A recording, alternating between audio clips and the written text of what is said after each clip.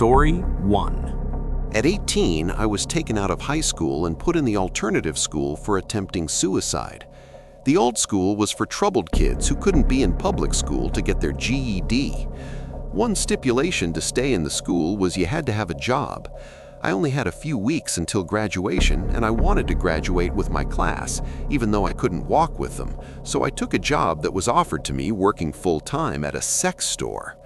My guidance counselor and alt school teacher fought for me against the school board to count it, and since they had stood up for me, I really wanted to make the job work. So despite being so young and despite all the red flags of the job, sketch location, 12-hour shifts on top of school, working until 2 a.m., being all alone on my shift, I stuck it out. That job was honestly a blast, but completely scary sometimes too.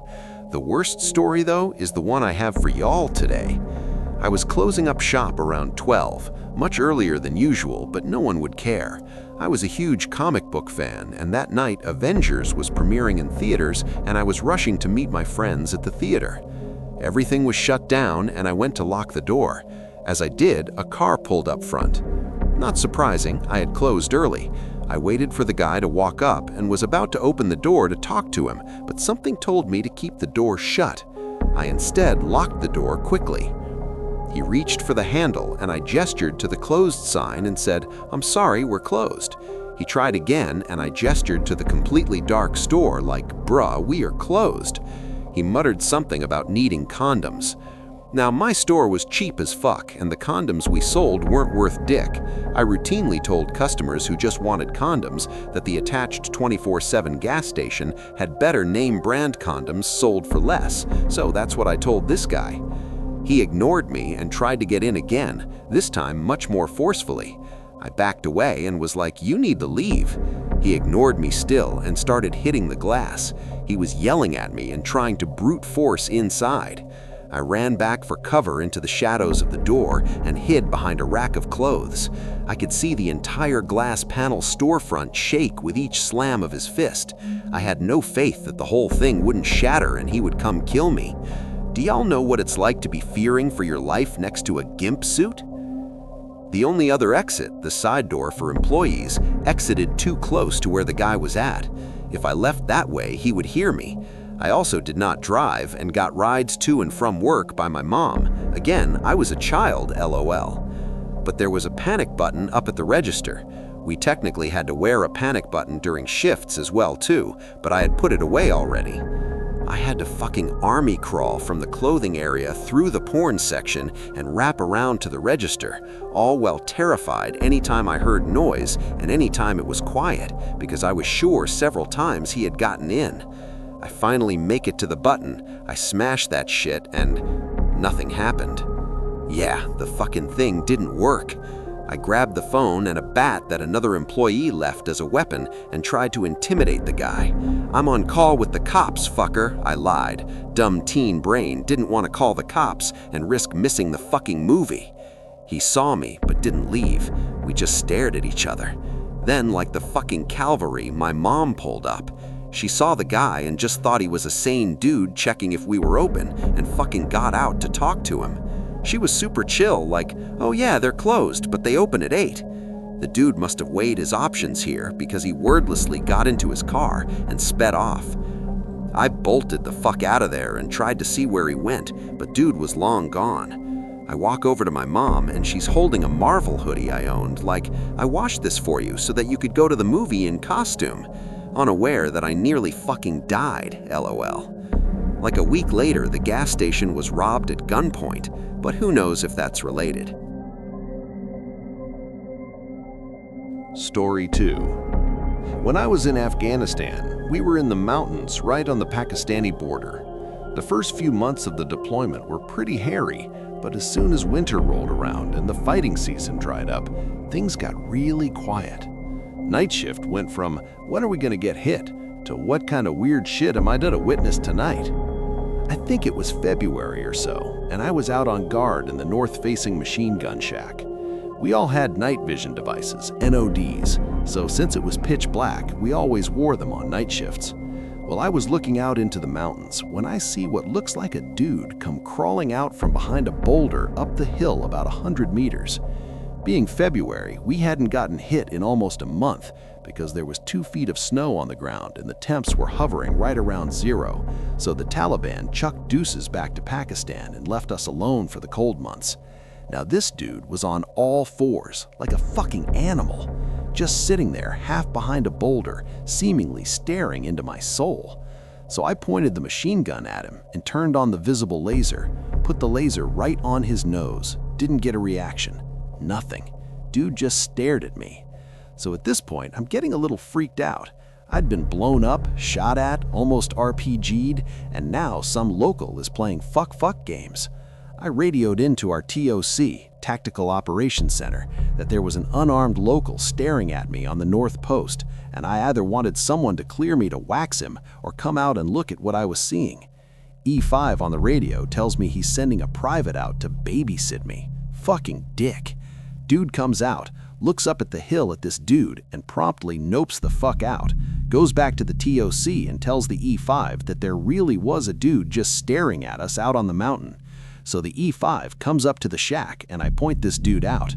I shit you not, as soon as the E5 gets eyes on the local, the dude jumps up, hops up on the boulder, and starts fucking screaming like somebody just dipped him in boiling water.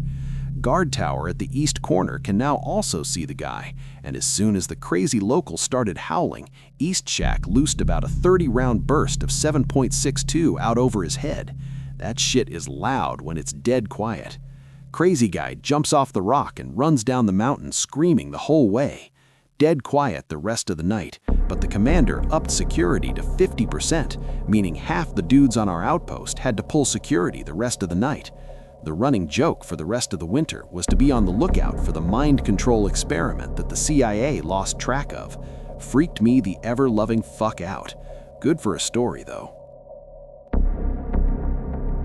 Story 3. I worked at a mental hospital that had previously been a tuberculosis sanatorium at the beginning of the 20th century. I know, that is the most cliché shit ever, but the stereotype came from somewhere.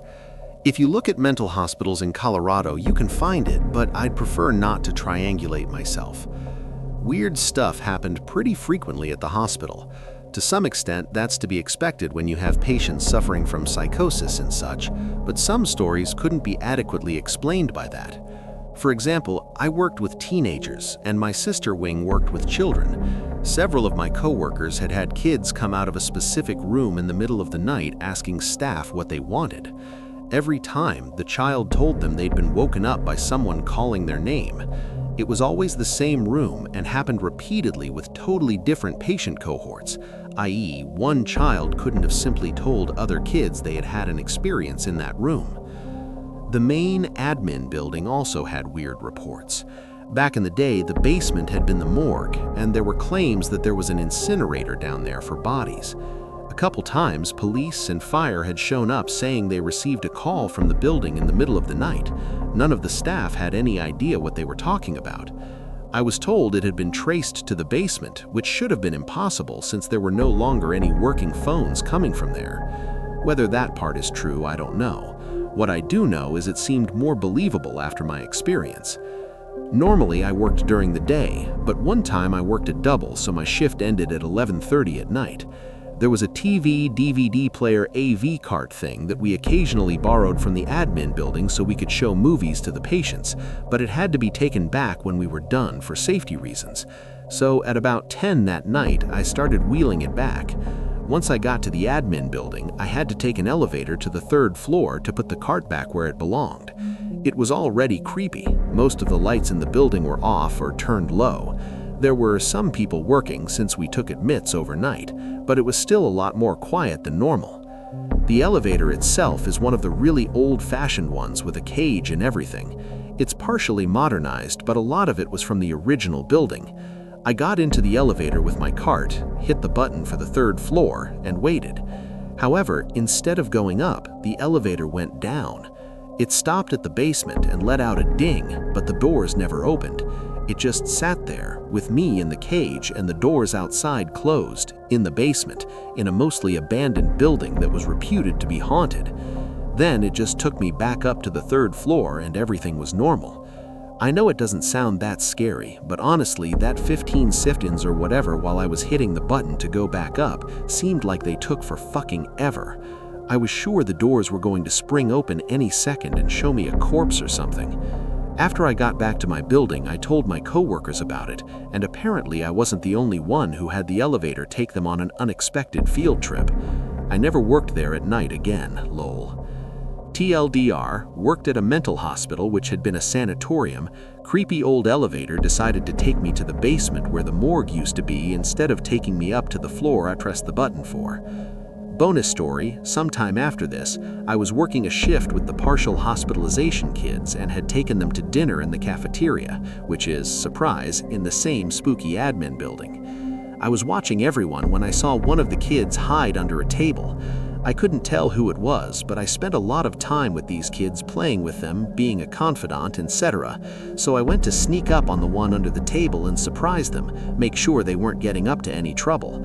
I did the stereotypical boo and popped under the table, only to find no one there. There was no way they could have gone anywhere else without me seeing them.